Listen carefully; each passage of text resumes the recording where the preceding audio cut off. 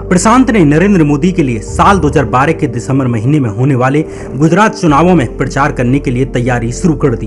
देश में पहली बार 3D टेलीकास्ट की टेक्नोलॉजी को इलेक्शन में उतार दिया जाता है। अब मोदी गुजरात की राजधानी से ही यानी गांधीनगर से ही गुजरात के अलग अलग शहरों में भाषण दे सकते थे। मुख्यमंत्री नरेंद्र मोदी ने रविवार को 3D तकनीक से प्रचार का आगाज किया। इस टेक्निक ने बाकी पार्टियों के नेताओं के मुकाबले नरेंद्र मोदी को एक बड़ा एडवांटेज दे दिया। 2012 के गुजरात चुनावों में नरेंद्र मोदी की जीत होती है और वे तीसरी बार गुजरात के मुख्यमंत्री बन जाते हैं। नरेंद्र मोदी के इस प्रचार के पीछे प्रशांत किशोर का दिमाग चल रहा था। अब प्रशांत किशोर के ऑफिस को मोदी के सरकारी आवास की ऊपर की मंजिल पर सेट कर दिया जाता है। साल 2013 में प्रशांत किशोर ने association of citizens for accountable governance यानी CAG बनाई, जिसका काम था मोदी के लिए प्रचार के अलग अलग तरीके खोजना।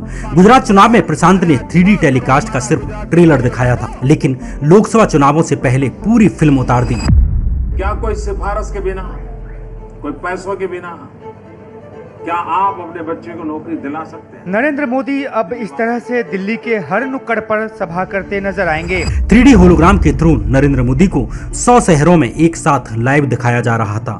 3D कंटेनर्स गाड़ियों के थ्रू नरेंद्र मोदी के भाषणों को गांव-गांव पहुंचाया जा रहा था। मोदी के चाय वाले बैकग्राउंड को प्रशांत किशोर ने ही एक पॉलिटिकल कैंपेन में बदला। वे कान खोल करके सुन ले, हमने चाय बेची है इसका गर्व है, लेकिन हमने देश बेचने का पाप नहीं किया। अब हर जगह मोदी बताने लगे कि वे चाय बेचते थे और गरीब परिवार से आते थे।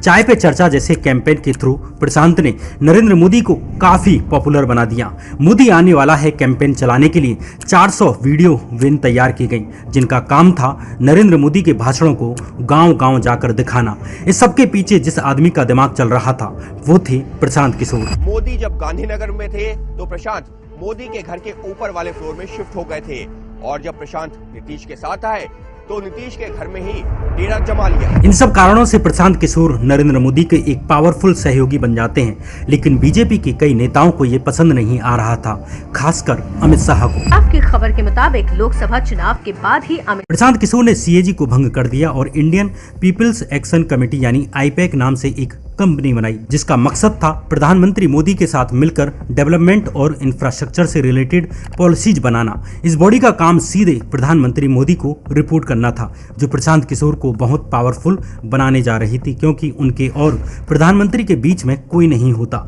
लेकिन माना जाता है कि इससे अमित शाह जैसे बड़े बीजेपी नेताओं को लगा कि प्रशांत किशोर एक पैरेलल पावर सेंटर बनते जा रहे हैं, जो उनके लिए ठीक नहीं है। इसलिए कई महीने बीत जाने के बाद भी प्रशांत को कोई बड़ी जिम्मेदारी नहीं दी जाती। अब प्रशांत किशोर का पेशेंस जवाब देने लगता है। वे प्राइवेट बातचीत में कहने लगे कि मोदी उनकी उम्मीद पर खरे नहीं उतर रहे हैं और उनकी सरकार अपने वायदों को पूरा नहीं कर रही है। प्रशांत को लगता था कि मोदी की जीत का क्रेडिट उन्हें मिलना चाहिए, जबकि बीजेपी की सोच अलग थी। बीजेपी नेताओं का मानना था कि प्रशांत किशोर भाजपा यानी कि पार्टी के संगठन के योगदान को कम दिखा रहे हैं। बीजेपी के नेता मानते थे कि प्रशांत एक दुकानदार हैं और पेमेंट होने के बाद उनका काम अब खत्म हो गया है। लोकसभा चुनाव के कुछ महीने बाद हुए विधानसभा चुनावों जैसे हरियाणा, महाराष्ट्र, झारखंड में भाजपा को जीत मिलती है।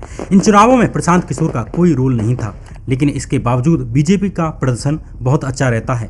इससे ये धारणा मजबूत हुई कि 2014 का लोकसभा चुनाव भी भाजपा पार्टी अपने दम पर जीती है, ना कि प्रशांत किशोर के कारण। 5 months after a thumping victory in the Lok Sabha polls, the BJP sealed both Haryana and Maharashtra fight, and with the Modi weight still intact, the Congress party was completely decimated. इससे प्रशांत को समझ आ गया कि उन्हें किनारे कर दिया गया है।